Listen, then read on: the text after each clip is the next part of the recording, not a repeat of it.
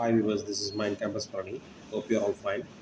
Today in this video we are going to see the Fourier series. For the existence of a Fourier series, the following conditions to be satisfied. The signal should be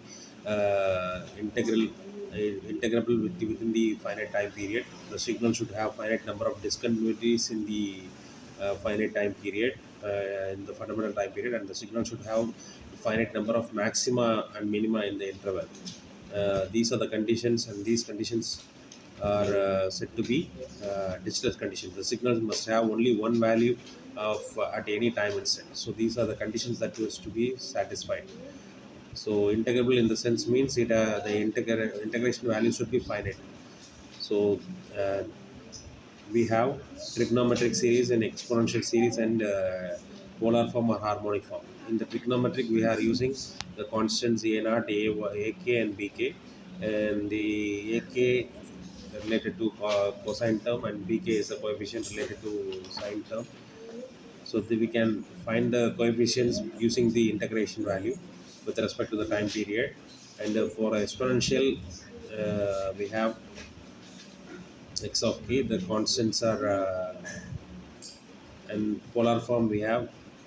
This is the we have a phase shift there, and let us see the problems. So this is a square. This is a rectangular wave. So it is symmetric about time axis, and it is symmetric about the vertical axis. So it is a even signal.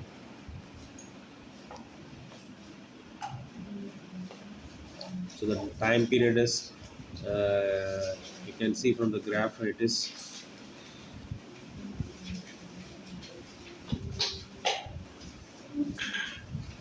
so it starts the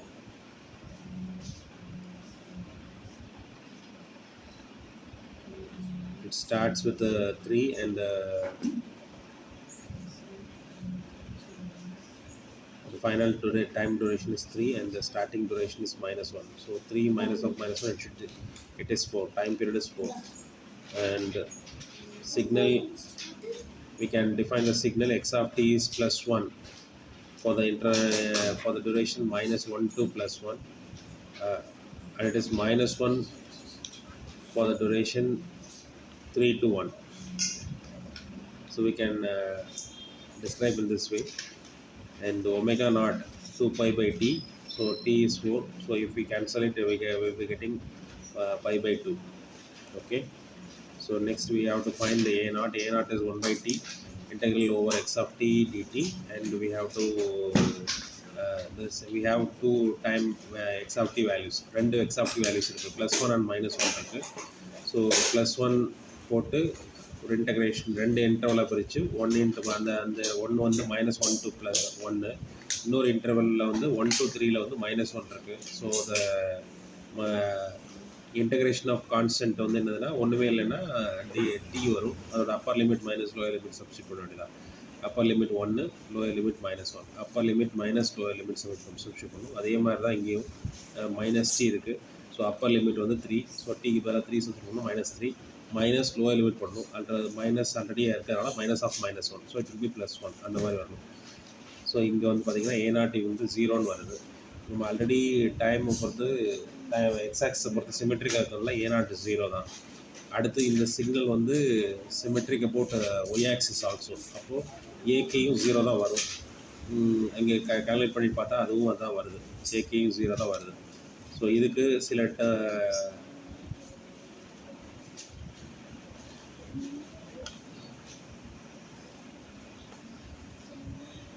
இந்த சிக்னலில் பார்த்தீங்கன்னா you can tell it is both way, it is same replicant. So ak x of t cos k omega naught t. இங்கே வந்து பார்த்தீங்கன்னா x of t வந்து 1 -1 ரெண்டு இன்டர்வலில் பிரிச்சுக்கணும். So காசை வந்து இன்டகிரேட் பண்ணோம்னா you will be getting sine. So sine upper limit வந்து 1, lower limit வந்து -1. ஸோ அந்த டேர்ம்ஸை எக்ஸ்பேண்ட் பண்ணிவிட்டு upper limit lower limit substitute பண்ணிவிட்டு போட வேண்டியதாக போட்டோம்னா we are getting a k equal to 4 by k pi sin k pi by 2. அதே மாதிரி பிகே சப்ஸ்டியூட் பண்ணுவோம். பிகேக்கு வந்து அதே term x of t sine k omega naught t. அதே மாதிரி ரெண்டு இன்டெக்ரலாக பிரிக்கணும். ஏன்னா நமக்கு வந்து சிக்னல் வந்து -1 to 1க்கு 1 இருக்குது, 1 to 3க்கு வந்து -1 இருக்குது. ஸோ மறுபடியும் இது இங்கேயும் பிரித்து இப்போ பார்த்தீங்கன்னா இங்கே b k equal to 0. Sorry, even சிக்னல்னால் நமக்கு வந்து சைன் டேர்ம் 0 வரும். ஸோ அதனால கரெக்டாக இங்கே அதே மாதிரி ப்ரூஃப் உங்களுக்கு என்ன ஆயிடுச்சுன்னா, இங்கே பார்த்தீங்கன்னா காஸ் ஆஃப் மைனஸ் தீட்டா வந்து காஸ் தீட்டா, அதே மாதிரி காஸ் ஆஃப் 2π மைனஸ் தீட்டா, அதாவது 360லேருந்து எந்த வேல்யூ சப்ட்ராக்ட் பண்ணாலும் அந்த வேல்யூ தான். So 2kπ minus kπ by 2 வந்து என்ன வரும்னா kπ பை 2 மட்டும் வரும். ஸோ இந்த மாதிரி டெக்னாமெட்ரிக் ஈக்குவேஷன்ஸ் எல்லாம் நம்ம வந்து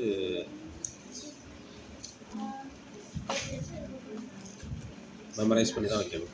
ஸோ நெக்ஸ்ட்டு சம் பார்த்தீங்கன்னா, ஸோ இப்போ ஈக்குவேஷனில் அப்படியே சப்ஸ்டியூட் பண்ண வேண்டியதான். அடுத்த கொஸ்டின் பார்த்தீங்கன்னா, இது வந்து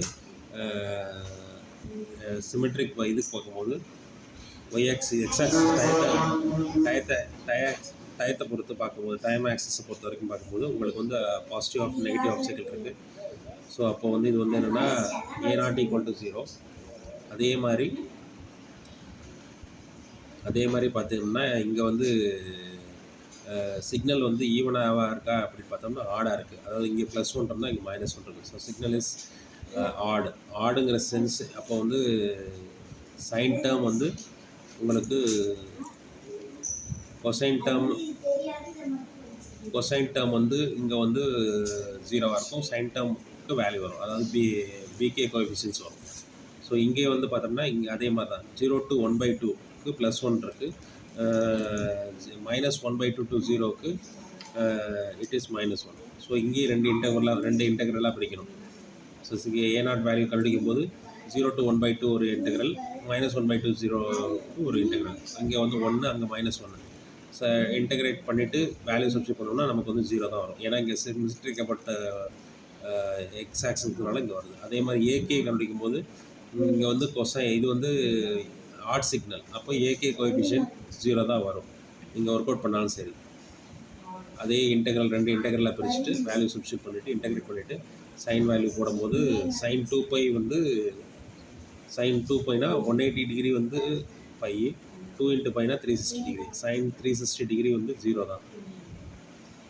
ஓகேங்களா? பிகே வேல்யூ வந்திருக்கு. பிகேக்கு நம்ம வந்து சைன் டேர்ம் வச்சு இன்டெகிரேட் பண்ணுவோம். இங்கே வந்து அதே மாதிரி தான் ரெண்டு இன்டெக்ரலாக பிரிக்கணும். 0 to 1/2க்கு ஒரு இன்டெக்ரலும், -1/2க்கு 0க்கு ஒரு இன்டெக்ரலும். இதுக்கு +1, அதுக்கு -1. காஸ் சைனை வந்து இன்டெகிரேட் பண்ணும்போது -காஸ் வரும். ஸோ -காஸ் போட்டு வேல்யூ போட்டுக்க வேண்டியதான். இப்போது இங்கே காஸ் πk அப்படின்னு இருக்குன்னா பையோட மல்டிப்ளிகேஷனில் கே இருக்குது. காஸ் பையோட வேல்யூ வந்து -1. அப்போ காஸ் πkங்கிறத -1 ஹோல் பவர் கேன்னு எழுதலாம். காஸ் ஆஃப் 1 + k π × 1 + kனா -1 ஹோல் பவர் 1 + k கொடுக்கலாம். So in this way we have to find a and b. Okay, let us see the third and rest of the sums in the next video.